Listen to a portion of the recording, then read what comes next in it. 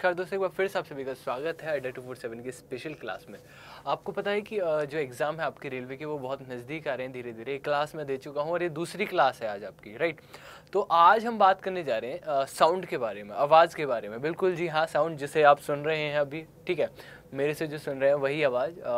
देखिए वैसे इस आवाज़ की मैं बात करूँ तो, साउंड की बात करूँ तो एसएससी बहुत क्वेश्चंस पूछता है रेलवे में, क्योंकि ये टॉपिक बिल्कुल नया है और गिवन है, क्योंकि दिया हुआ है। जो मैं बात करूँ तो उसमें थोड़ा सा डीप जाएंगे, मतलब न्यूमेरिकल्स तक जाएंगे अब की बार, क्योंकि आपको पता है न्यूमेरिकल्स एक बड़ा हिस्सा रह सकते हैं, ऐसी उम्मीद है फिजिक्स में। अगर मैं बात करूँ तो न्यूमेरिकल्स भी करेंगे कुछ, और कोशिश करेंगे कि अच्छे से इसे समझें, राइट। तो पहली चीज़ मैं आपको बता देता हूँ कि हम इस क्लास में क्या क्या करने जा रहे हैं। तो पहली चीज़ मैं बता देता हूँ, पहली चीज़ हम साउंड को पढ़ेंगे कि साउंड है क्या। बिल्कुल हाँ, जिससे आप हम लोग सुन पाते हैं। तो साउंड के बाद हम पढ़ेंगे, साउंड की डेफिनेशन जानेंगे, और फिर क्योंकि साउंड के अंदर हम वेव के अंदर घुस चुके होंगे कि वेव होती है साउंड, राइट। तो वेव जानेंगे कि आखिरकार वेव है क्या, राइट। फिर उसके बाद हम वेव के दो भाग कर लेंगे, क्योंकि मैकेनिकल वेव है जो साउंड है, और उसके दो हिस्से कर लेंगे। और हम पढ़ेंगे लॉन्गिट्यूडनल वेव्स के बारे में, और हम पढ़ेंगे बेसिकली, अगर मैं बात करूं तो ट्रांसवर्स वेव्स के बारे में। मतलब इनमें हम बहुत ज़्यादा डीपली नहीं जाएंगे, बट स्टिल इनके बारे में थोड़ा सा देख लेंगे कि एक्चुअल में होता क्या है, राइट। तो साउंड हुआ, वेव हुआ। इसके बाद हम जाएंगे कि साउंड के ऑडिबल रेंज के बारे में, राइट। Audible range,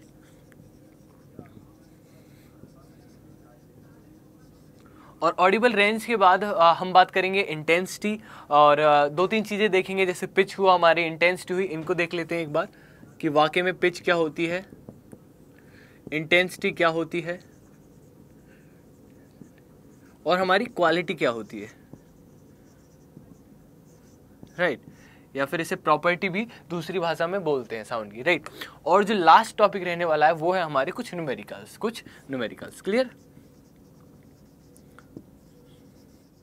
right. तो आज हम इस स्पेसिफिक क्लास में हम कुछ ये करने वाले हैं। पहले साउंड को पढ़ेंगे, फिर हम वेव को पढ़ेंगे, वेव को दो भागों में डिवाइड करेंगे। उसके बाद ऑडिबल रेंज के बारे में चर्चा करेंगे, पिच के बारे में पढ़ेंगे, इंटेंसिटी के बारे में पढ़ेंगे, क्वालिटी के बारे में पढ़ेंगे, न्यूमेरिकल्स करेंगे, राइट। तो सबसे पहले, क्योंकि मैं साउंड स्टार्ट कर रहा हूँ, तो वो मैं एक एक करके टॉपिक मिटाता जाऊँगा। तो साउंड स्टार्ट करते हैं। साउंड है क्या? सबसे पहले एक बात समझ में आती है आपको कि जो एक साउंड है वो बेसिकली एनर्जी है। ये तो आप पढ़ते आते हैं, स्टार्टिंग से पढ़ते आते हैं, मगर कैसी एनर्जी है? वेव एनर्जी है। तो sound is basically a wave energy. Clear. तो अब ये कौन सी वेव एनर्जी, तो बहुत सारी तरीके की होती है, मगर साउंड को साउंड क्यों कहा जाए? क्योंकि ये कैसा सेंसेशन फील कराता है हमें? सुनने का, हियरिंग का सेंसेशन देता है साउंड हमारा, इसलिए उसे साउंड बोला गया है, ठीक है। अब बात करूँ आगे, क्योंकि समय बहुत कम है और बहुत कम समय में आपको बहुत अच्छी चीज़ें देनी है, तो इसलिए थोड़ा मैं जल्दी जल्दी भी करूँगा, उसके लिए मुझे माफ़ करना। क्लियर। तो वेव के बारे में हम बात करते हैं। वेव, देखिए अब बात आई थी साउंड एक वेव है, वेव को जानना जरूरी है। वेव है क्या? वेव बिल्कुल ऐसे है, ऐसे मानिए जैसे आप पत्थर लेते हैं और पत्थर उठा के किसी पॉन्ड में डाल दीजिए, राइट। तो पॉन्ड में एक साथ लहरें बनेंगी, ऐसे लहर बनेंगी, वो वेव्स है। मतलब क्या हुआ कि वो जो पॉन्ड थी वो अभी तक शांत थी, उसके अंदर कोई हलचल नहीं थी। अब जैसे ही आपने उसके अंदर पत्थर डाला तो उसके अंदर हलचल हुई, यानी कि डिस्टरबेंस हुआ। तो वेव क्या है? Wave is a disturbance in any medium, right. For example, जहां पर मैं अभी खड़ा हूं, अगर मैं ना बोलूं, बिल्कुल यही समय जब मैं नहीं बोला था, तो यहां पर सब कुछ शांत था। जैसे ही मैं बोलता हूं तो मेरे गले का लिरिक्स वाइब्रेशन पैदा करता है, और वाइब्रेशन पैदा करने से डिस्टरबेंस पैदा हुई। तो जब डिस्टरबेंस पैदा होती है किसी भी मीडियम में, तो वो एक वेव जनरेट करती है। अब ये वेव भी बहुत तरीके की होती है, मगर हम बात करेंगे मैकेनिकल वेव्स की, क्योंकि साउंड हमारी एक मैकेनिकल वेव्स है, आ सकता है। मैकेनिकल वेव्स भी दो तरीके की होती है, एक लॉन्गिट्यूडनल, एक ट्रांसवर्स। लॉन्गिट्यूडनल कौन सी वेव होती है? जिन्हें मीडियम की आवश्यकता होती है। मीडियम की आवश्यकता मतलब ये जो वेव है वो आपस में कैसे चल रही होती है? देखिए कुछ इस तरह से जो वेव है वो चलती है। मान के चलिए अगर ये कोई मीडियम है, कोई माध्यम है जहां पर इस वेव को चलना है, और तो इसके अंदर जब ये वेव चलेगी तो जिस डायरेक्शन में ये फ्लो कर रही होगी, मान के चलिए इस डायरेक्शन में फ्लो कर रही है, तो जो पार्टिकल्स हैं वो भी ऐसे वाइब्रेट करेंगे। तो क्लियर हुआ कि लॉन्गिट्यूडनल वेव्स कौन सी होती हैं? The waves in which the particle of motion are vibrate in the direction of motion, right. तो जिस डायरेक्शन में मोशन हो रही होती है वेव की, उसी डायरेक्शन में जो पार्टिकल्स हैं वो क्या करते हैं? वाइब्रेट करते हैं। Clear. The next thing that comes in the mind is the transverse wave. Transverse wave वो होती है जहां पर पार्टिकल इस डायरेक्शन में ना करके परपेंडिकुलरली बेसिकली क्या करें, वाइब्रेट करें, जैसे परपेंडिकुलरली कुछ ऐसे वाइब्रेट करें। क्लियर, वेव क्लियर हुई, वेव क्लियर समझ में आया आपको, लॉन्गिट्यूडनल समझ में आया, ट्रांसवर्स समझ में आया कि ट्रांसवर्स कौन सी, जहां पार्टिकल परपेंडिकुलरली, जैसे कि मान के चलिए जो हमारी वेव है वो इस डायरेक्शन में जा रही है और पार्टिकुलर्स जो हमारे पार्टिकल्स हैं वो ऐसे मोशन में है। अगर हमारे पार्टिकल्स ऐसे मोशन में हो और वेव इस डायरेक्शन में जा रही हो तो कौन सी, लॉन्गिट्यूडनल, राइट, परपेंडिकुलर में ट्रांसवर्स, राइट। तो ट्रांसवर्स वेव्स को बेसिकली मीडियम की जरूरत नहीं पड़ती और ये तीनों टॉपिक आपके यहीं पर खत्म होते हैं। आगे चलते हैं, हम ऑडिबल रेंज के बारे में बात करते हैं। ऑडिबल रेंज देखिए बताती है फ्रीक्वेंसी के बारे में। अब फ्रीक्वेंसी को जानने के लिए पहले एक वेव का दिमाग में चित्रण होना बहुत जरूरी है, तो इस चित्रण को पहले दिमाग में कर लेते हैं वेव का। देखिए ये एक वेव है और इस वेव की जो ये वाली डिस्टेंस, बेसिकली अगर मैं बात करूं मीन पोजीशन से लेके एक्सट्रीम पोजीशन तक जो वेव जाती है वो उसे बोलते हैं हम एम्पलीट्यूड। उस वेव का क्या बोलते हैं हम, एम्पलीट्यूड। बहुत बढ़िया, राइट, एम्पलीट्यूड क्लियर हुआ। इसके बाद इस जो वेव की पूरी लेंथ है, मतलब एक बार क्रस्ट एक बार ट्रफ, दोनों को ऐड करके that complete length is known as wavelength, right. ये क्या कहेगी, वेव लेंथ। क्रस्ट मतलब ये वाला पार्ट, ट्रफ मतलब ये वाला पार्ट, राइट। तो ये जो दोनों को हिस्से को मिला के जो हमारी लेंथ बनेगी दैट इज वेवलेंथ। एक और चीज आती है फ्रीक्वेंसी, क्योंकि मुझे ऑडिबल रेंज पढ़ानी है तो फ्रीक्वेंसी आपको समझ में आनी चाहिए। अच्छा, फ्रीक्वेंसी को कुछ ऐसे इस तरीके से मानते हैं कि ये जो वेव है वो ऐसे मान के चलिए ऐसे जा रही है, अगली वेव आएगी वो ऐसे आएगी। अब 1 सेकंड का मैं टाइम देता हूं, उसमें ऐसी वेव्स कितनी बार निकल जाती हैं या फिर ये ही वेव कितनी बार ऐसे पास आउट हो जाती है, दैट इज बेसिकली फ्रीक्वेंसी। मान के चलिए मैं जिस कमरे में खड़ा हूं और या फिर मैं बात करूं कि किसी एक कमरे में मैं खड़ा हूं और वहां पर मैं जो मेरे सामने वाली दीवार में देख पा रहा हूं वहां मैं भागा हुआ जाऊं और वहां से वापस आऊं, 1 सेकंड में ऐसा कितनी बार कर सकता हूं, दैट इज माय फ्रीक्वेंसी। ऐसे ही जो हमारे अगर मैं बात करूं जो हमारे घरेलू अप्लायंसेस होते हैं वो 50 हर्ट्ज पे होते हैं, 50 हर्ट्ज पे काम करते हैं जो हमारे इंडिया में होते हैं। क्यों 50 हर्ट्ज क्या बताता है, 50 हर्ट्ज बताता है जो हमारी अल्टरनेटिंग करंट है उसकी जो वेव है वो 50 बार ऐसे पास आउट हो जाती है। समझ में आया, राइट। वो अब दूसरी बातें उसे जब हम इलेक्ट्रिसिटी पढ़ेंगे, करंट एंड इलेक्ट्रिसिटी, तब उसमें बात करेंगे। बात करते हैं हम ऑडिबल रेंज के बारे में। ऑडिबल रेंज भैया फ्रीक्वेंसी आपको समझ में आ चुकी है, इसे हम हर्ट्ज में मापते हैं। तो जो फ्रीक्वेंसी है, अब ऐसा नहीं कि इंसान हर एक तरीके की फ्रीक्वेंसी को सुन सकता है। हम कुछ ही फ्रीक्वेंसी है जिन्हें हम सुन सकते हैं और आपको पता है कि वो 20 हर्ट्ज से लेके 20,000 हर्ट्ज तक की वो फ्रीक्वेंसी होती है, राइट। 20 हर्ट्ज से लेके 20,000 हर्ट्ज तक की फ्रीक्वेंसी होती है।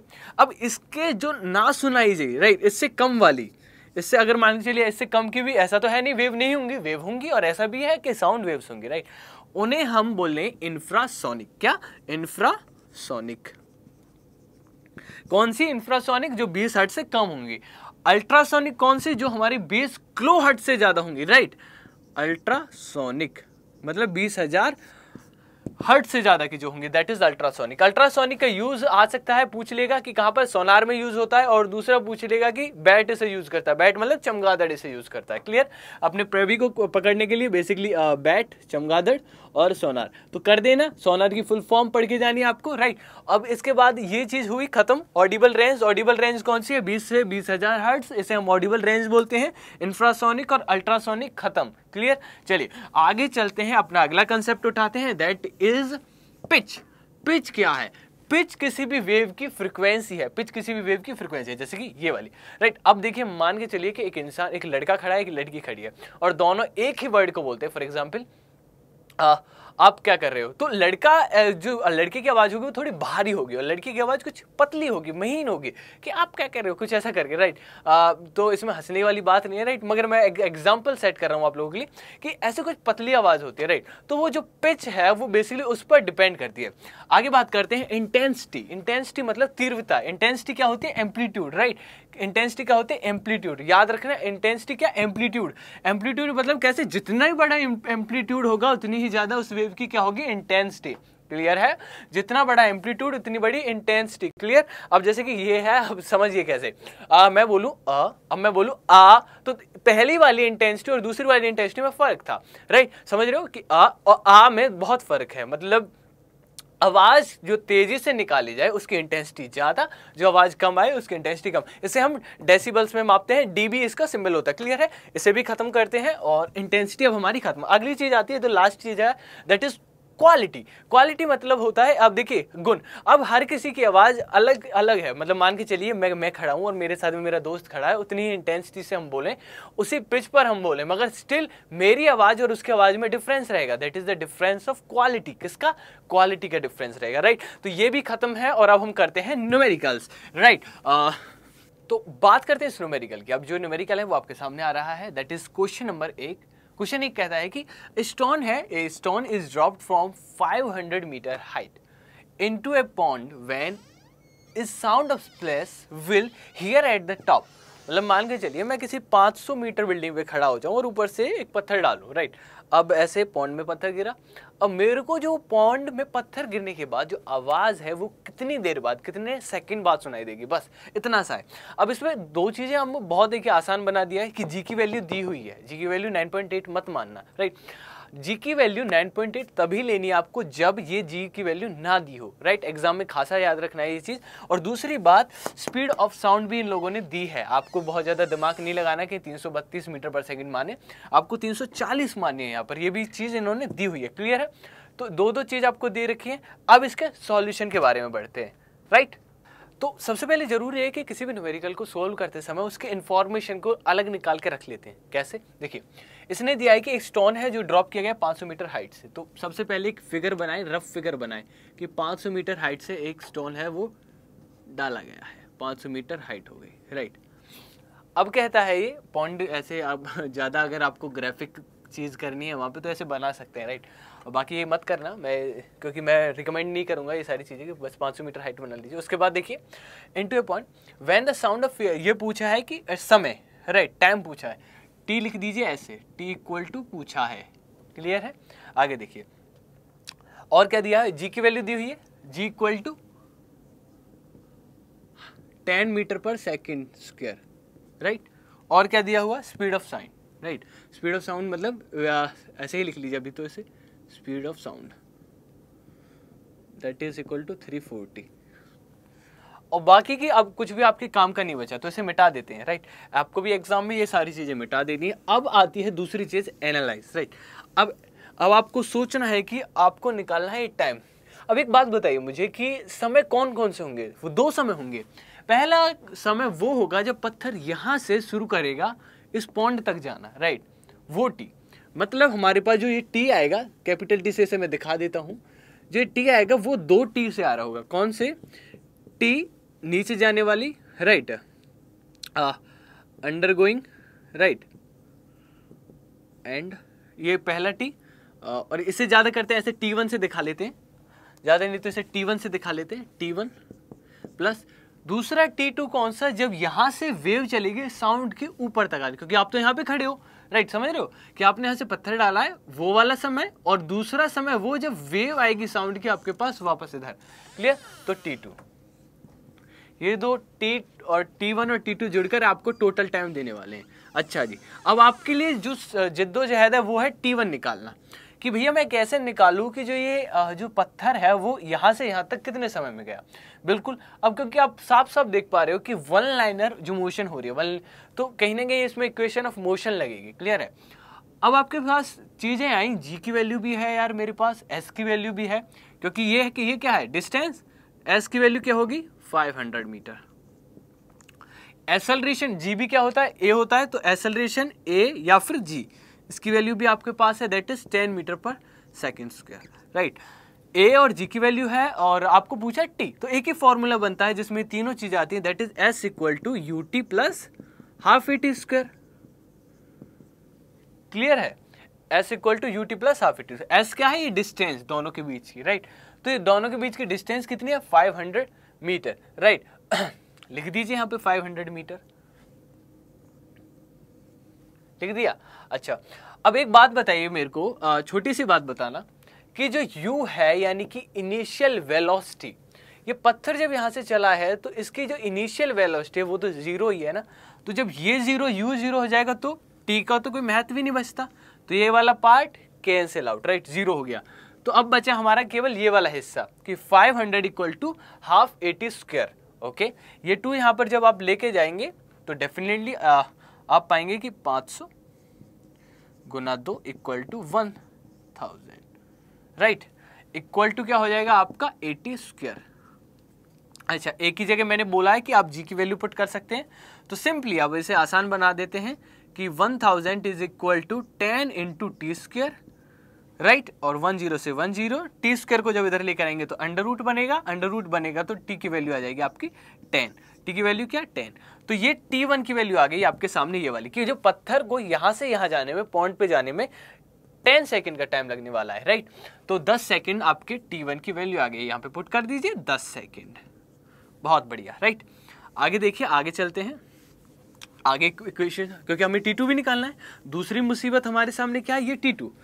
अब T2 क्या होगा कि जो समय ये वेव लगाएगी, जो स्पीड, जो साउंड लगाएगी यहाँ से यहाँ पर पहुंचने में, टॉप पर पहुंचने में, राइट, तो वो कैसे निकालें हम, क्योंकि हमारे पास डिस्टेंस कितनी है, 500 मीटर। डिस्टेंस कितनी, 500 मीटर। बहुत बढ़िया। आगे क्या कहता है, स्पीड ऑफ साउंड, स्पीड कितनी, 340। टाइम क्या हो जाएगा, time equal to distance by speed, right, that is equal to 500 divide by 340। यहां से ऐसे काट दीजिए से, 2 से ये 25/17 और 25/17 ये T2 आ गया, राइट। T2 की वैल्यू रख दीजिए अब यहाँ पे सीधा 25/17, राइट। अब आपके सामने आ गया 10 + 25। इसे जब आप ओवरऑल करेंगे तो आपके सामने जो वैल्यूज आएगी, मैं आपको बता दूं, कुछ ऐसी आ रही होगी, 11.47 सेकेंड ओवरऑल। बाकी अगर आप इसे ऐसे एग्जाम में आपको वो दिखना है, बस एक तरीके से अप्रोक्सीमेशन लगाना है वहाँ पर, राइट, कि ये एक वैल्यू दे रहा होगा, 1.4 दे रहा होगा कुछ, तो यहाँ पर सीधा सीधा ऐड करना है, राइट, तो आपको यहाँ पर आंसर मिल जाएगा। तो ये न्यूमेरिकल ऐसे सोल्व होगा कि अब हमारे पास टोटल टाइम आ गया वो, जिसमें आएगी और जाएगी, और इतने ही सेकंड बाद, कुछ इतने ही सेकंड बाद जो हमें आवाज़ है वो वापस सुनाई देगी, राइट। चलिए चलते हैं अपने अगले एग्जाम्पल पर, अगले उदाहरण पर, राइट। अगला क्वेश्चन हमारे सामने ये रहा। अगला क्वेश्चन कहता है कि audible frequency of human ear is 20 hertz to 20K hertz, जो कि अभी बात की थी हमने। Express in terms of time period. आपको पता है कि फ्रीक्वेंसी और टाइम पीरियड का कुछ उल्टा ही रिलेशन है। उल्टा रिलेशन मतलब inversely proportional. Frequency equal to होगा आपका 1/t। बस कुछ नहीं करना था, t की जगह आपको 10 पुट कर देनी है दोनों में। f1 आएगी आपके सामने, फ्रीक्वेंसी 1, क्योंकि आपको टाइम पीरियड निकालना है और फ्रीक्वेंसी दी हुई है, तो आप यहाँ पे T1 और T2 ले सकते हैं, राइट, कि T हो जाएगा 1/f, राइट। तो T1 इक्वल टू 1/f1 मतलब 1/20, that is equal to 0.5 seconds.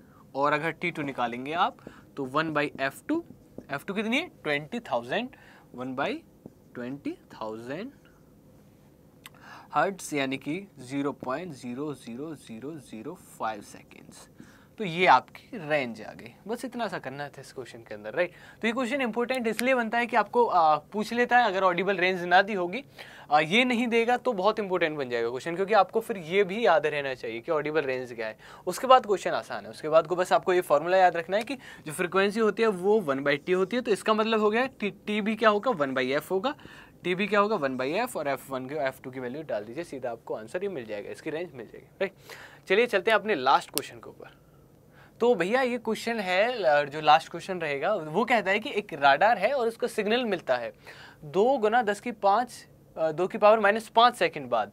कब, जब वो रिफ्लेक्ट होके वापस आता है एक एरोप्लेन से, राइट।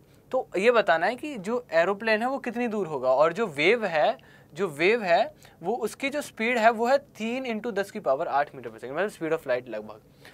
तो बहुत आसान क्वेश्चन अगर देखा जाए तो, कुछ नहीं करना था। देखिए बस 2 चीज़ें इसमें याद रखनी है कि अगर कोई रडार होती है, मान के चलिए ये कोई रडार है, ऐसे मानते हैं, और यहाँ पर कोई एरोप्लेन उड़ रहा है ऐसे, तो यहाँ से पहले सिग्नल जाएगा और फिर वापस रडार के पास फिर वापस आएगा, राइट। वैसे जो हमारी जो आज की जो आधुनिक रडार हैं वो तो टाइम लैप्स से निकाल लेती हैं, जो वेव के अंदर जो टाइम लैप्स आता है उससे निकाल लेती हैं, बट स्टिल ये पिछड़ी हुई रडार है और क्वेश्चन में आपसे पिछड़ा हुआ ही पूछा जाएगा, उसकी टेंशन ना लें, राइट। तो याद रखिए कि कुछ समय तो इस वेव को ऐसे जाने में लगेगा इसके पास, और कुछ समय वापस आने में लगेगा। कुछ समय क्या, दुगना ही समय, राइट, कुछ टाइम इधर कुछ टाइम इधर, तो दोनों में उसे दुगना समय लगेगा। और जो समय है वो हमें कितना दे रखा है, 2 गुना 10 की पावर 5, मतलब जो टोटल टाइम है वो दे रखा है हमें, जाने का भी और आने का भी। अगर मैं जाने की बात करूं तो समय कितना हो जाएगा, आधा हो जाएगा। मतलब टाइम हमारा कितना आ गया, 2 गुना 10 की power -5 divide by 2 equal to 10 to the power -5, right. ये हमारा समय आया, समय आ गया हमारे पास, ठीक है। अब क्या दिया हुआ हमें, स्पीड दी हुई है, ये रही हमारी speed, 3 into 10 to the power 8 metre per second, ये हमारी स्पीड आ गई। अब स्पीड भी है, टाइम भी है, तो डिस्टेंस पूछी थी, डिस्टेंस कितना हो जाएगा, s into t, that is equal to 3 into 10 to the power 8 into the 10 to the power -5, that is equal to 3 into the 10 to the power 3, that is 3000 metre और 3 kilometre, right. तो ये था भैया आज का सेशन। आज के session में अगर मजा आया हो तो लिख दीजिए सर मजा आ गया, कमेंट बॉक्स में लिख दीजिए। और जो अगला सेशन आप चाहते हैं, जिस टॉपिक से आप चाहते हैं वो टॉपिक भी जरूर लिखिएगा। और मैं आपको बता दूं कि अगर आपको किसी भी तरीके का कोई डाउट है तो मेरी मेल आईडी है lokesh.bharadwaj@247, वहां पर मेल करना ना भूलें। धन्यवाद।